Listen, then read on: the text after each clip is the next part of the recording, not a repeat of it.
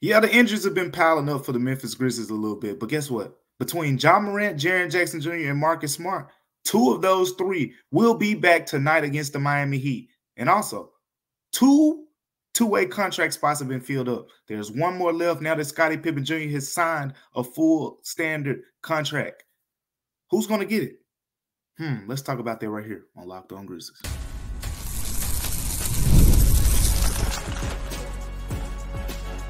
You are Locked On Grizzlies, your daily Memphis Grizzlies podcast, part of the Locked On Podcast Network, your team every day.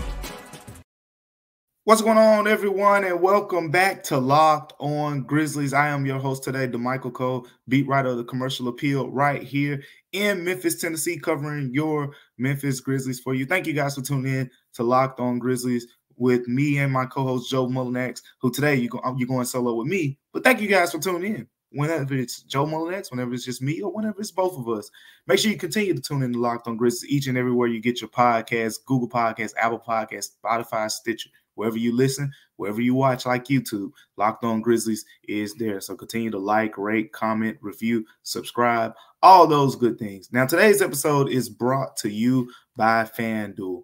FanDuel is where you can start the season with a big return right now. Place your first $5 bet, and you'll get started with $200 in bonus bets guaranteed. All you have to do is visit FanDuel.com to get started. Speaking on getting started, the Grizzlies are kind of starting to get started with their regular season rotation ideas. So you're going to see kind of this game tonight against the Miami Heat, the Grizzlies preseason finale, kind of serve up an opportunity for some guys to be available. We'll specifically talk more about that game in the second segment. But in the first segment, we got to talk about some injury news because there's some good and then there's some not so good, I guess you could say. But Ja Morant, Jaren Jackson Jr., Marcus Smart, those three guys have been out, for a few games now. Ja Morant has missed the last 3 preseason games. Marcus Smart's missed the last 2. Jaren Jackson Jr. has not played in the preseason. Jaren Jackson Jr. got injured when we were in Nashville in one of the first practices. I believe it was actually the first practice out there. Low-grade hamstring strain. Grizzlies have been very much, cautious with this injury and whatnot. But against the Heat, 2 of these guys will be back. Ja Morant is expected to be back in the lineup per Grizzlies coach Taylor Jenkins. Talked to him yesterday after practice. Ja Morant will be back in the lineup. Marcus Smart will be back in the lineup. Jaren Jackson Jr. remains out. So let's start. Let's work backwards here. We're going to start with Ja Morant. Again, got hurt first preseason game.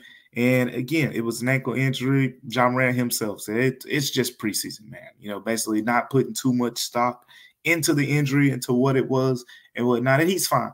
So, again, he probably could have been playing, if it was, more urgency in these games, but it's preseason.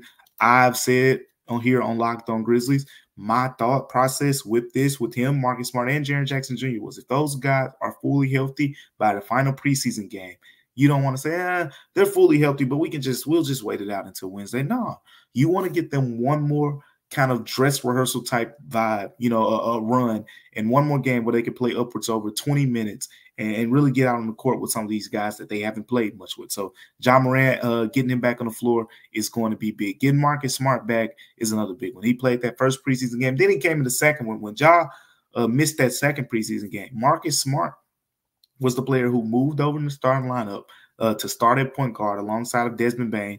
John Conchar came in the starting lineup on the wing, and it was Santi Aldama, Zach Edey rounding out that starting 5. So now you get Marcus Smart back in the off-the-ball role, playing alongside of Desmond Bane, Ja Morant. Again, we talked about how much these guys want to get out and run, right? Marcus Smart, you don't think of him as this quick, explosive guy who likes to get out and run the same way that, we talk about downhill Des. And I mean, everybody knows how quick and fast Ja Morant is with the basketball. But Marcus Smart is very good at, advancing the ball. He loves to play fast. As he told me, he said, hey, this is what I like to do. Like, playing fast is nothing to me.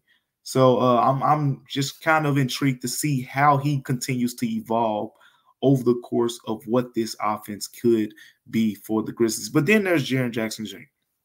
And this is the one where, we don't want to sound the caution alarms too much. I don't think this is that. I think it's, again, what I said was, if these guys are 100%, and there's no risk whatsoever, play them in the preseason finale. Clearly, what I think the case is here is Ja Morant, that little baby ankle sprain he had, he's been fine, but they've been slowly, gradually. Again, I saw him doing some 4-on-4 stuff, looked really good, looked like Ja Morant. You wouldn't have been able to tell that he was hurt. He's been fine. Marcus Smart literally said in the locker room to me right after that game where he banged his knee, had the knee contusion, second preseason game. He said, put it like this. If this was the regular season, if the next game was 2 days later, pretty much. It was the day after. They had a day off, and then they had the game the next day. Marcus Smart said, put it like this. If this was the regular season, I'd be available for the next game. From that moment on, you knew, okay, this is just a precautionary thing. Bump his knee, put some ice on it, and he'll be fine. The Grizzlies have operated out of a lot of precaution with these guys. But Jaren Jackson Jr.'s injury is different. Again, I talked about it at the start of camp. The idea that soft tissue injuries will happen throughout the NBA, hamstring injuries, growing injuries, all those type of things tend to, flare up when guys first start ramping up. And that's why you ease them into these minutes, right? You start the first game 15 minutes, 25, then you go up to 30 or whatever the case may be. But you kind of ease them along throughout their process to kind of prevent those things from happening. And in the case of Jaren Jackson Jr., it was the very first practice when the Grizzlies were out in Nashville. Low-grade hamstring strain. Again, nothing too concerning from day one, but out of the three players, he is the one who you say, hey, you got to be the most cautious with because of the type of injury that he has. Ankle sprains are super common in basketball players. Ja Morant has had them before, and guess what? He's come right back and looked like the same Ja Morant from them. And guess what? When he plays against the Heat later, he's probably going to look like the same Ja Morant. Same thing with a knee contusion. In the case of Marcus Smart. You bang knees and things happen. Wrap it up, get some ice, you're good. Jaren Jackson Jr. is a little bit different. So talked to Taylor Jenkins after practice and wanted to kind of get an idea of what the Grizzlies will do going forward and how they will handle this. And the idea here pretty much is the Grizzlies will probably have a couple practices ahead of, the start of the season. So you'll have this game on Friday, and they'll probably sprinkle a practice in maybe Sunday or Monday and then do another one Tuesday. But however they do it, the Grizzlies are going to have a couple pretty intense practices. And the idea is Jaren Jackson Jr. is going to get out there. He's going to do some 5-on-5 extensive work. He's going to really get tested. They're going to really throw the book at him, basically. And if/when, because nothing's changed, by the way. This isn't, again, do not sound the alarms. The idea, just like I said a couple days ago, just like we said probably a week ago, the idea is still for Jaren Jackson Jr. to be ready and be available for the season opener. But what they're going to do is he's going to go out here, he's going to play 5-on-5, he's going to get up and down a little bit more. Again, I said he was playing 4-on-4 the other day, so he's getting close, right? To half-court work. But now they're going to throw him out here in these 5-on-5s, and it's check marks. Just check this box, okay? Check that box. And if he checks off the boxes, which Taylor Jenkins expects, which, the Grizzlies staff kind of expects to happen, then he'll be available Wednesday in the first regular season game. I think the only downside that I've gotten from this situation is I really wanted to see Jaren Jackson Jr. Pair with Zach Edey in the preseason, because I have my concerns, or however you want to, say it. Like, Jaren Jackson Jr.'s block numbers dropped drastically last season. He went from the previous 2 years. 2 seasons ago, he led the league in blocks per game, and then the next year, the year he won Defensive Player of the Year, he just led the NBA in blocks. Period. So he became this premier shot blocker, and he's always been that, right? Like, he was there in college, coming up through high school, all that.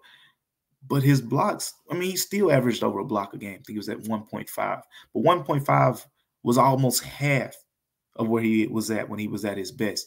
when it comes to blocking shots. And everyone will point to, you know, the whole, oh, he's playing center more and he's not a weak side, you know, help defender as much, which is how he was able to get a lot of his blocks by cleaning up the mess and things like that.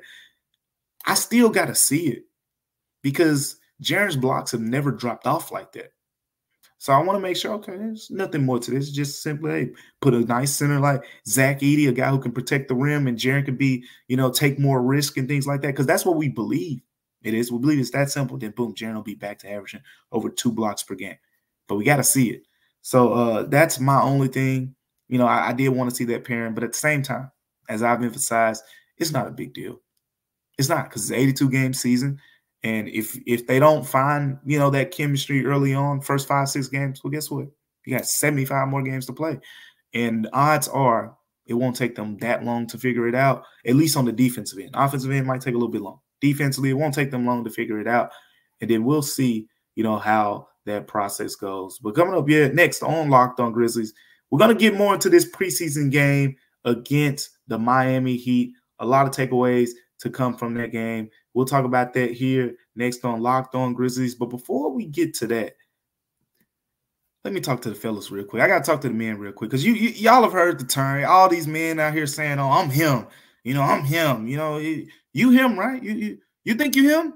Okay, if you think you him, especially if you think you him in the bedroom, well, let me entertain you. Well, you need to start a free online visit right now with Hims. Hims is changing the men's healthcare game by providing you with access to affordable sexual health treatments from the comfort of your couch. And guys, look, if you ever feel like you need a little boost in the bedroom, it's time to stop worrying about your performance. And you got to go get Hims so you can feel confident, knowing you can get hard and stay hard whenever you're in the mood.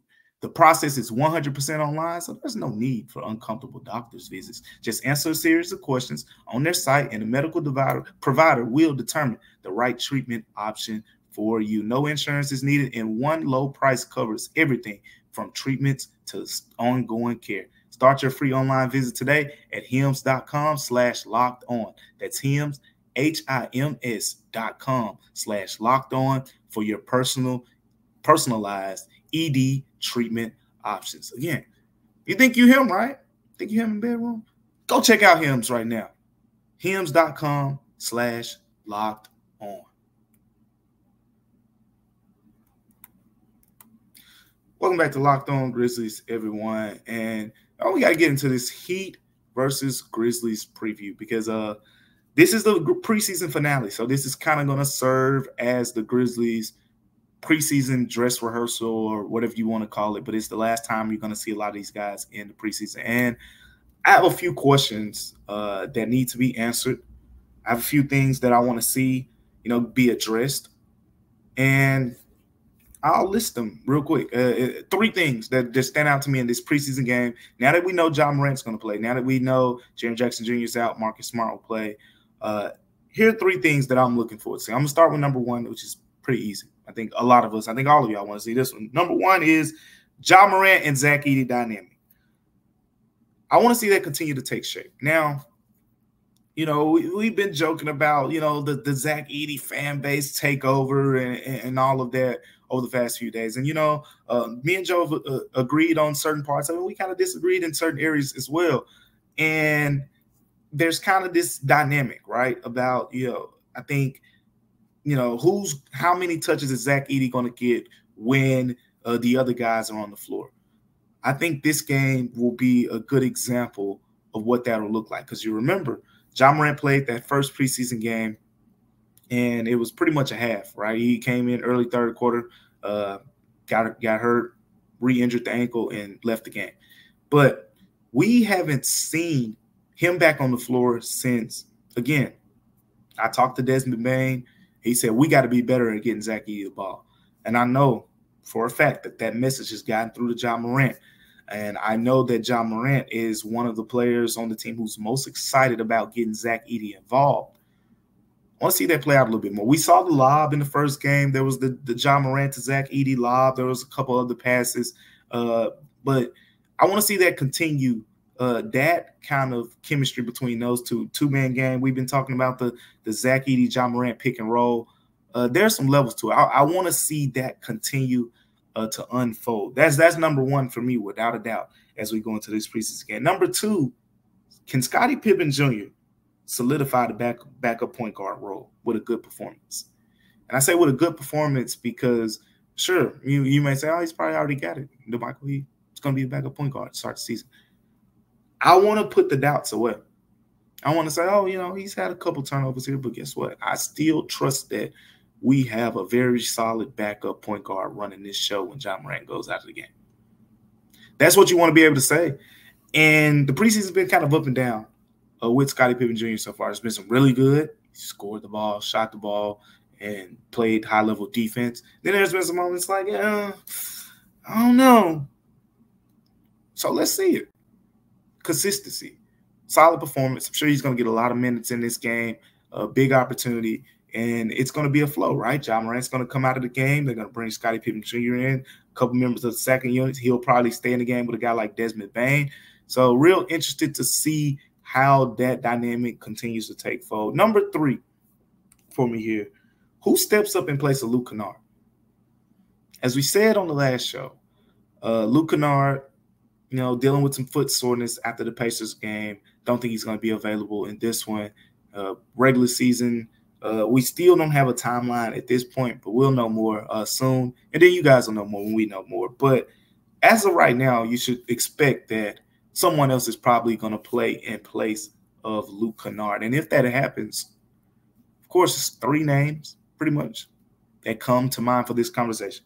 Jaylen Wells, Jake LaRavia, John Conchar. We've grouped these three guys together so much this offseason. I mean, it's almost like they're a trio. But who kind of takes the Luke Canard role? The easiest plug-in guy is probably Jaylen Wells from the standpoint of he's a shooter and whatnot. And then there's also the other wing spot, right? Like we've seen John Conchar getting a lot of minutes in it. We've seen Jake LaRavia getting a lot of minutes in it, where the role that's more of the three. Luke Canard plays more of the two. Jaylen Wells is very much capable. We've seen John Conchar play the two. Haven't seen Jake LaRavia do that a lot. So I think it's going to be more of a Jaylen Wells or John Conchar type of thing, because you're going to see Scottie Pippen Jr., you're going to see Brandon Clark, you're going to see, Santi Aldama and those guys be paired together. I want to see Jaylen Wells take advantage of this opportunity. This is his moment. And I talked to Jaylen Wells yesterday. Very confident player. His confidence is growing. And what's interesting to me is I asked him, I said, we know about the shooting. What do you think is the next best area of your game? And he said it's playmaking. And you know what? If that's really indeed true, and we've seen, if you've been watching Jaylen Wells play throughout the preseason, even going back to Summer League, you've seen the glimpses of this possibly being true, with the playmaking. Again, he had a game with 6 assists, a couple games ago. But if that really is how his game develops, it's the shooting and then the playmaking, and those are like his two best skill sets offensively, he's going to play. Taylor Jenkins loves those type of dudes. The guys who can have that number one skill, and then you have that other skill as a playmaker. Remember, when Santi Aldama found his way on the floor, when Jaren Jackson Jr. was hurt at the beginning of the season a couple years ago, and it was this big conversation, who's going to be the guy that starts, while Jaren Jackson Jr. is out?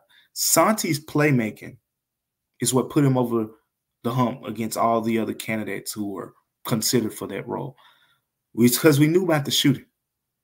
It was the playmaking, knowing that, hey, this guy can get the basketball, and he's going to see Ja Morant. He's going to see Desmond Bane. He's going to see, these terrific scores on the floor. He's going to make the right play.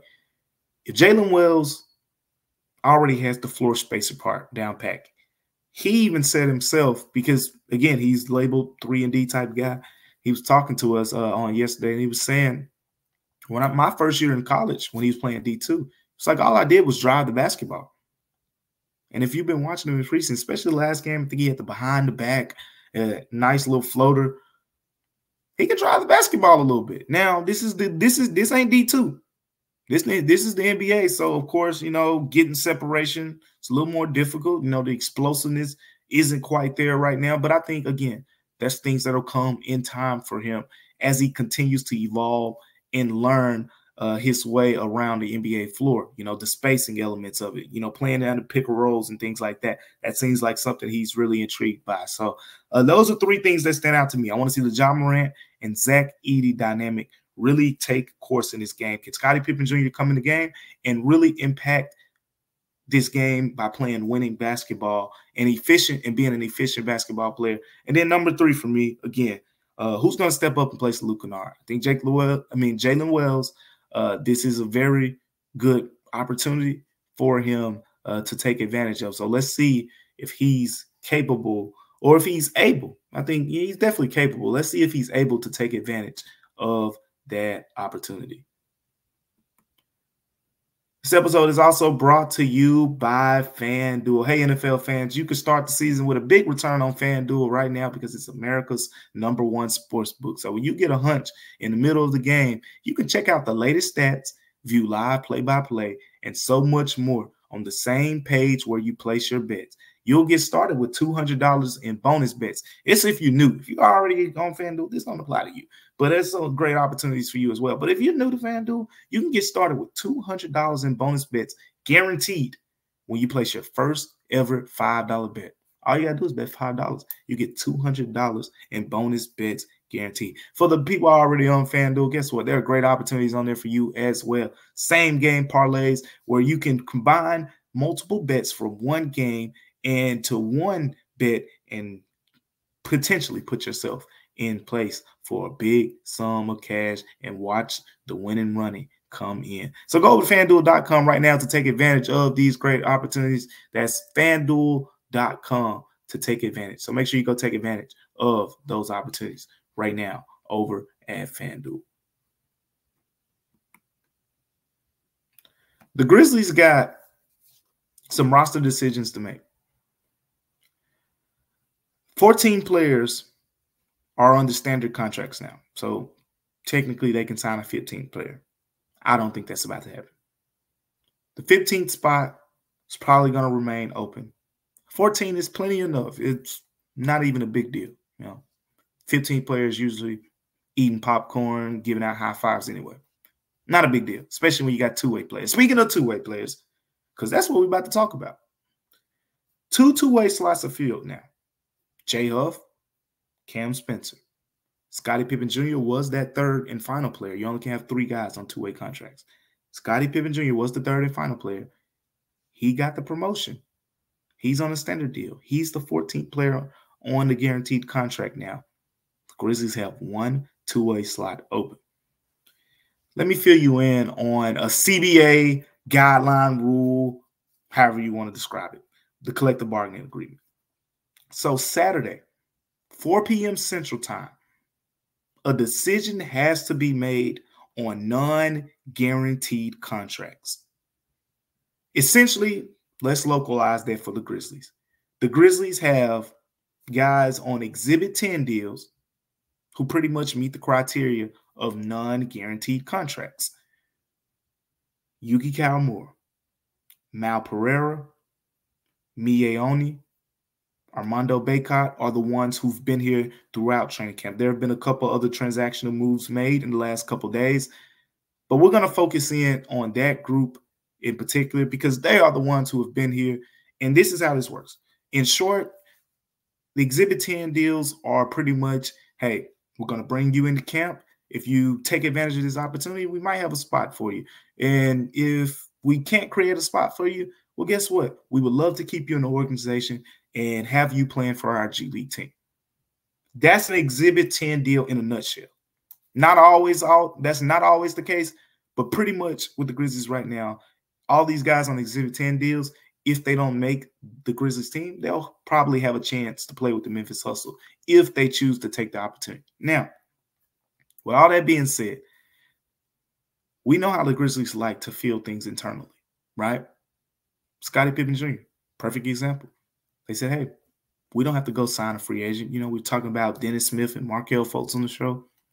No, just internally fill it with someone who's been around, with someone who has, as Taylor Jenkins like to say, corporate knowledge. And there's Scottie Pippen Jr. Right now, 2 guys on non-guaranteed contracts have stood out to me the most. That's Yuki Kawamura. That's Mal Pereira. In different ways. Starting with Yuki. Yes, he's 5'8", but he is a dynamic passer. In his last game, he made 3 3-pointers. If you watched him in Tokyo in the Olympics, he scored over 20 points per game. So he was scoring the basketball, and in addition to the way that he can really dish the basketball, but he has really shown the flair for getting guys involved. I mean, if you've seen him on the floor with Zach Edey, he's really feeding the big man, obviously, arguably better than anyone on the Grizzlies team right now. And it's not just that. I mean, Jay Huff, he's feeding him. He's getting into the paint, and he's making the right plays, making a lot of plays. And he doesn't, again, he's not just finding the open guy. He's making guys open. Jay Huff was literally guarded by a player on one play, and we saw Yuki throw the ball to a spot where Jay Huff had no other choice but to move to that spot to get the ball. And when he moved to that spot and got the ball, voila, he was open. So Yuki Kawamura, point guard depth, again, Scottie Pippen Jr. being promoted, that obviously it makes a lot of sense for the Grizzlies to fill that spot with the point guard, considering that it was supposed to be Derrick Rose on a guaranteed deal, and you would have Scottie Pippen Jr. in that two-way slot. So point guard depth, Yuki Kawamura filling that spot makes a lot of sense. But there's another option as well, and that's Mal Pereira. Let's talk about Mal Pereira again a little bit, because here's where he has the advantage. He is the one guy on the only guy who has the Exhibit 10 deal who played with the Grizzlies last season. So you talk about that corporate knowledge. Played last season. Now, you know why he played, because, 33 players played for the Grizzlies last season. All the injuries, record-setting stuff. But Mal Pereira was one of the guys that got an opportunity. Tell you about this guy. If you've been watching him, even if you watch him in the Olympics too, because he played for Brazil and he dunked on Rudy Gobert. Go look at it. Go look it up on YouTube. He threw it down on Rudy Gobert. But I digress. That's my one I digress for the episode. I saved it towards the end. Mal Pereira, big-time athlete, 6'8", long. He can jump with the best of them. Very good defender, very good rebounder.